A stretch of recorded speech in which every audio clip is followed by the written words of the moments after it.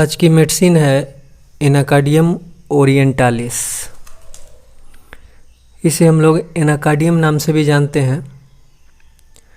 इसका common name है marking nut और इसकी फैमिली है एनाकार्डियेसिया।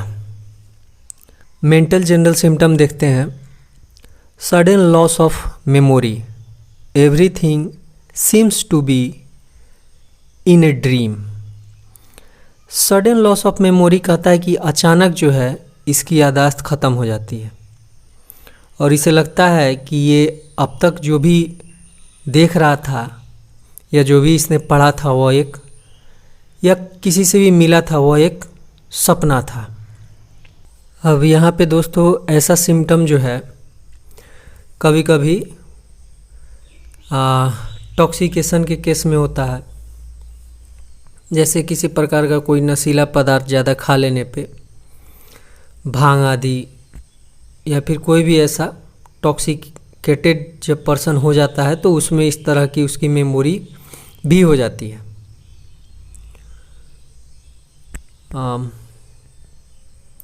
Patient is greatly troubled about his forgetfulness.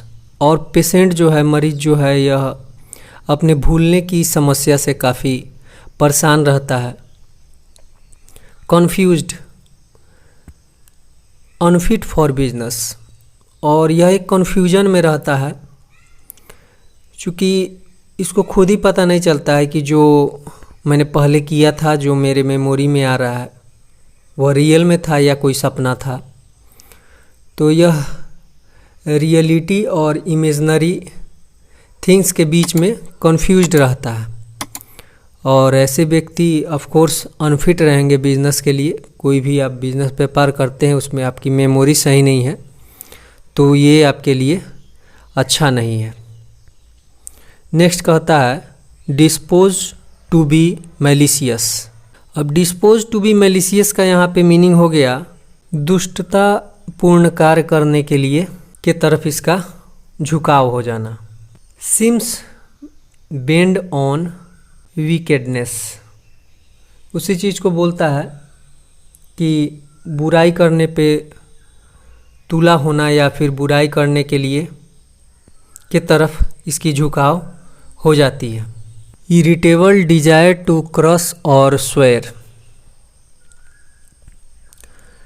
Irritable Dzire यानी दूसरे को जो है बुरा भला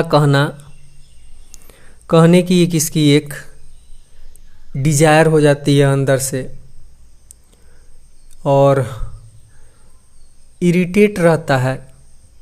यह इसकी जो भूलने की जो प्रवृत्ति है उसके चलते यह इरिटेट रहता है क्योंकि यह बहुत सारे ऐसे कार्यों को करता है, कोई भी काम ऐसा करता है और उसको भूल जाता है और फिर सामने वाला व्यक्ति अगर यह कहता है कि नहीं आपने तो ऐसा कहा था कि मेरे जो पैसे लिए थे वापस करेंगे, तो इसे लगता है मैंने वापस कर दिया है, या फिर इसे कुछ भी ऐसा लगता है, इसे लगता है जैसे सामने वाला व्यक्ति मेरे साथ धोखा कर रहा है, मेरे साथ छल कर रहा है। तो चूँकि इसके फॉरगेटफुलनेस है, इसके माइंड में भूलने की एक विचित्र प्रकार की बीमारी कहिए है जिसके चलते यह सामने वाले को ही दोषी समझता है।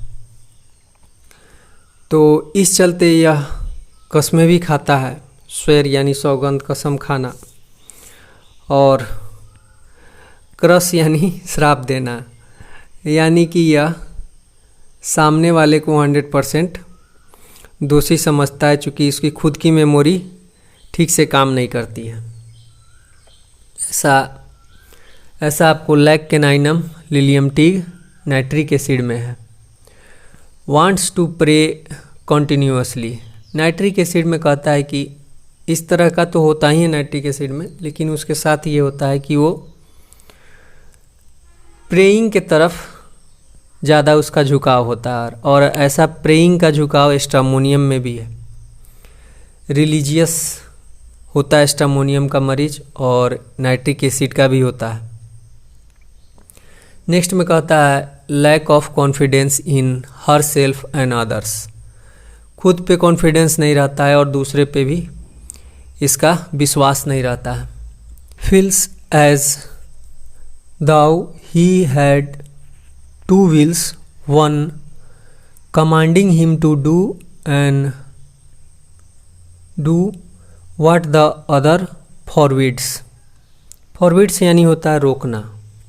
इसको लगता है कि मेरे पास 2 इच्छाएं हैं, 2 तरह की इच्छा मेरे साथ काम कर रही है। एक तो मुझे काम करने के लिए प्रेरित करता है कोई सा भी, और दूसरा मना करता है।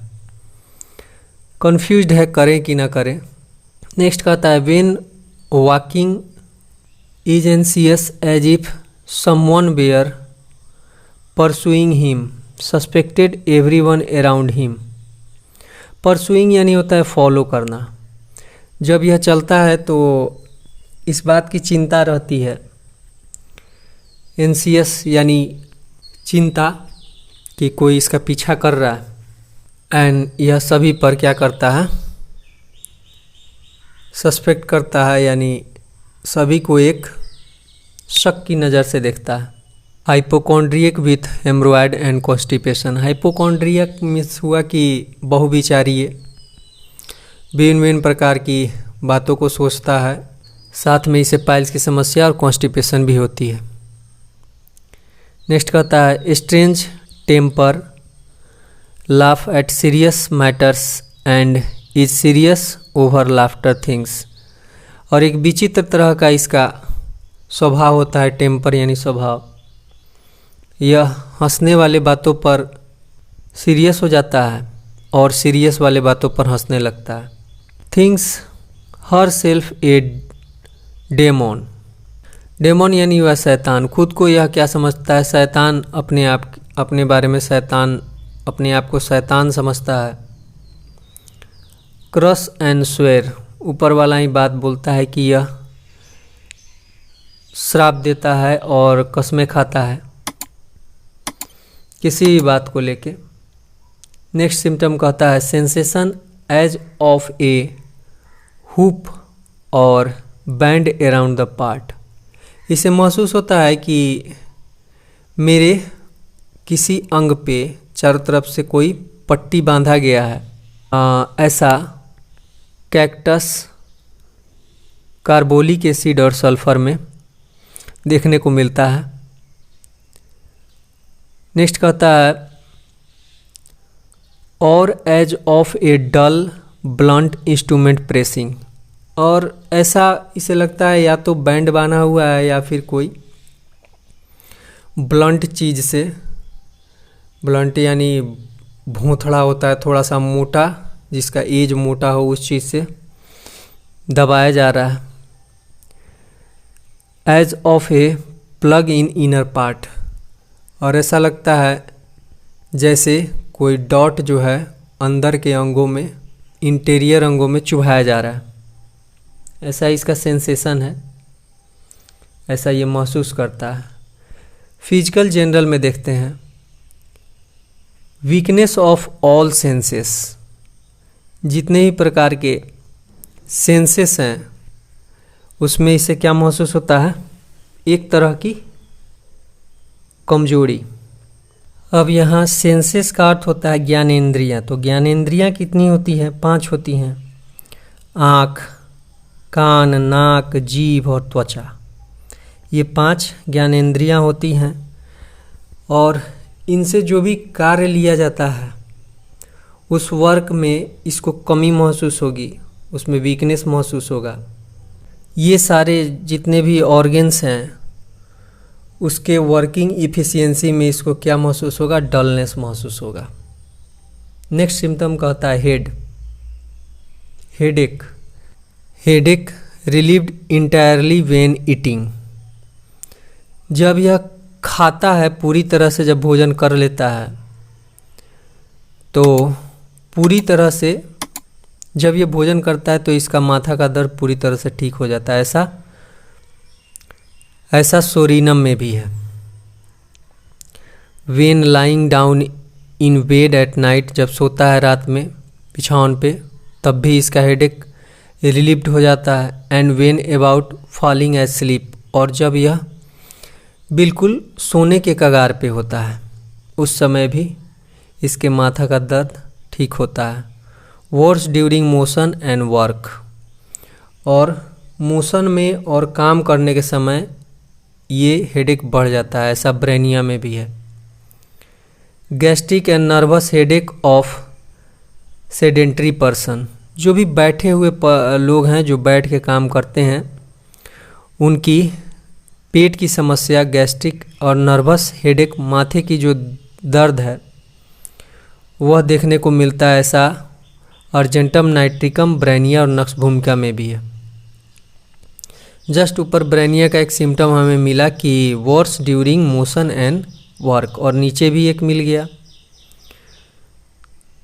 तो कुछ कुछ सिम्टम इसके ब्रेनिया से भी कोरिलेट करते हैं। गैस्ट्रोइंटेस्टाइनल सिम्टम देखते हैं। Apt to choke when eating and drinking. Apt to choke यानी प्रवृत्ति, दम घुटने की प्रवृत्ति। चॉक यानी होता है दम घुटना। तो जब यह खाएगा या फिर पानी पिएगा उस समय इसे दम घुटने की प्रवृत्ति होगी, और खाते समय और खाने के बाद इसकी जो है हेडेक वो ठीक हो जाएगी। ऐसा कैनाबिस सटाइवा, पीपर, मेथास्टिकम और नाइट्रिक एसिड में भी पाया जाता है। नेक्स्ट सिम्टम कहता है सैलोज फूड एंड ड्रिंक हैस्टली, भोजन को जल्दी जल्दी निगलता है और पानी को जल्दी जल्दी पीता है। सिम्टम्स डिसअपीयर व्हाइल ईटिंग, ऊपर का ही बात है कि जब यह खाता है तो उस समय सिम्टम्स क्या होते हैं, इसके ख़त्म हो जाते हैं, डिसअपीयर हो जाते हैं। ऐसा कैलिफॉस और सोरिनम में भी है फ्रेंड्स। नेक्स्ट सिम्टम बोलता है stomach sensation of fasting all gone comes on only when stomach is empty and is relieve by eating. वो इसे लगता है जैसे इसने उपवास रखा हो और उदर में ऐसा खालीपन की एक अनुभूति इसे बनी रहती है। जैसे ही इसका पेट थोड़ा सा इसको भूख लगेगा तो इसे लगेगा जैसे इसके पेट के अंदर कुछ भी नहीं है, बिल्कुल सब कुछ खाली हो गया। ऐसा महसूस होता है जैसे लोग अगर एक दिन फास्टिंग रखें और कुछ ना खाएं, तो उस तरह की इसको एक फीलिंग लगती है। ये एम्प्टीनेस की जो फीलिंग है ये किस चीज़ से रिलीफ होने लगती है, खाने से, बाय ईटिंग। ऐसा चेलिडोनियम और आयोडीनम में भी देखने को मिलता है। एमलरेटेड ड्यूरिंग प्रोसेस ऑफ डाइजेशन, और ये जो ऑल गॉन सेंसेशन है या फिर खालीपन पेट के अंदर महसूस होता है भूख लगने पे, यह खाने के बाद या खा रहा हो उस समय इसे इसमें आराम होता है। जस्ट रिवर्स ऑफ ब्रेनिया और नक्स भूमिका, जबकि नक्स भूमिका और ब्रेनिया में क्या होता है, खाने के बाद उसकी परेशानी जो है बढ़ती है, उसे अनईजीनेस फील होने लगता है ब्रेनिया और नक्स भूमिका में। लेकिन इसमें जब डाइजेशन की प्रोसेस आफ्टर ईटिंग, जब प्रोसेस डाइजेशन का चलता रहता है तो उस समय इसको रिलीफ महसूस होगा, किसमें, एनाकार्डियम में। लेकिन ब्रेनिया और नक्स भूमिका में ऐसा महसूस नहीं होता है, खाने के बाद उसकी समस्या बढ़ने लगती है। नेक्स्ट सिम्टम बोलता है great desire for stool but with pot the desire passes away without evacuation. Evacuation यानी होता है निष्कासन, यानी किसी चीज़ का बाहर निकालना। तो मल जो है उसके त्याग करने का इसको बहुत ही अंदर से डिजायर रहता है, लेकिन जब यह बैठ के एफर्ट लगाता है, फोर्स लगाता है, तो कुछ भी बाहर नहीं निकलता है। इसको ऐसा महसूस होता है रेक्टम सीम्स पावरलेस और paralysed with sensation as if plugged up. इसको लगता है जैसे जो रेक्टम है वो पावरलेस हो गया, उसमें पावर ही नहीं है और वह पैरालाइज हो गया है। और ऐसा इसे फील होता है जैसे कि किसी ने प्लग्ड अप यानी किसी चीज़ से बंद कर दिया हो। इरेगुलर पेरिस्टाल्टिक और ओवर एक्शन नक्श भूमिका। पेरिस्टाल्टिक मूवमेंट जो होता है वो पेरिस्टाल्टिक मूवमेंट हमें हमारे इंटेस्टाइन में होता है और ये हमारे स्टूल को बाहर निकालने में हमारी मदद करता है। लेकिन यहाँ पर पेरिस्टाल्टिक मूवमेंट जो है वह इरेगुलर होगा, यानी कि कभी होगा कभी नहीं होगा, इरेगुलरिटी यहाँ पे मिलेगी। जैसे नक्श भूमिका में भी पेरिस्टाल्टिक मूवमेंट जो है गड़बड़ होता है फ्रेंड्स। नेक्स्ट सिम्टम कहता है स्किन का, warts on palm of hand. अब मस्से इसको हथेली पर देखने को मिलेंगे आपको, ऐसा नेट्रम म्यूर में भी है। नेक्स्ट में कहता है कि रिलेशन। अब रिलेशन हम देख लेते हैं, कंपेयर रस आर। रस आर यहाँ शॉर्ट में लिखा हुआ है फ्रेंड्स, रस आर का फुल फॉर्म होता है रस रेडिकैन। रस रेडिकैन मेडिसिन से भी इसे आप कंपेयर कर सकते हैं, रस्टक्स से कंपेयर कर सकते हैं, रस भीनाटा से कंपेयर कर सकते हैं। Symptoms are prone to go from right to left. अब दाहिने से बाईं तरफ इसकी काफ़ी समस्याएं जाते हुए महसूस होंगी, यानी दाएं अंग से बाएं तरफ, राइट टू लेफ्ट। ऐसा लाइकोपोडियम में भी है। Anacardium follows well after lyco and pulsatilla. Lycopodium और पल्सेटिला के बाद एनाकार्डियम अगर आप देते हैं, कोई सिम्टम ऐसा दिखता है मरीज में, तो लाइकोपोडियम और पल्सेटिला के बाद आप एनाकार्डियम दें। अगर कोई ऐसा सिम्टम एनाकार्डियम का मिलता है तो ये एनाकार्डियम इन दोनों मेडिसिन के बाद अच्छा काम करता है। Anacardium follows and is followed by platinum. अब ये कहता है कि एनाकार्डियम को प्लेटिना से पहले और बाद में दिया जा सकता है, क्योंकि यह अच्छा फॉलो अप भी करता है और फॉलोड भी अच्छा करता है। तो ये था फ्रेंड्स हमारा एनाकार्डियम।